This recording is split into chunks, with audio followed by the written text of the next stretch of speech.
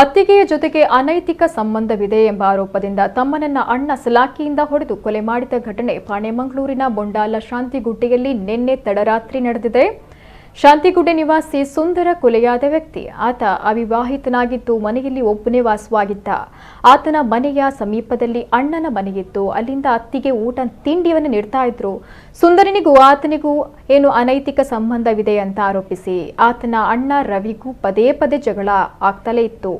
ನಿನ್ನೆ ತಡರಾತ್ರಿಯೂ ಅವರ ಮಧ್ಯೆ ಜಗಳ ನಡೆದಿದೆ. ಸುಂದರ ಬೊಬ್ಬೆ ಹೊಡೆಯೋದನ್ನ ಕೇಳಿ ಮತ್ತೋರ್ವ ಅಣ್ಣ ರಮೇಶ ಅವರು ಹೋಗಿ ನೋಡಿದಾಗ ರವಿಯು ಸುಂದರನಿಗೆ ಅಡಿಕೆ ಸಲಾಕದಿಂದ ತಲೆಗೆ ಹೊಡೆದಿದ್ದು ಆತ ರಕ್ತದ ಮಡುವಿನಲ್ಲಿ ಬಿದ್ದಿದ್ದ. ಆರೈಕೆ ಮಾಡುವಂತೆ ಮೃತಪಟ್ಟಿದ್ದಾನೆ. ಈ ವೇಳೆ ಆರೋಪಿ ರವಿಯು ಓಡಿ ಹೋಗಿದ್ದಾನೆ. ಬಂಟ್ವಾಳ ನಗರ ಪೊಲೀಸರು ಸ್ಥಳಕ್ಕೆ ತೆರಳಿ ತನಿಖೆ ನಡೆಸುತ್ತಿದ್ದಾರೆ.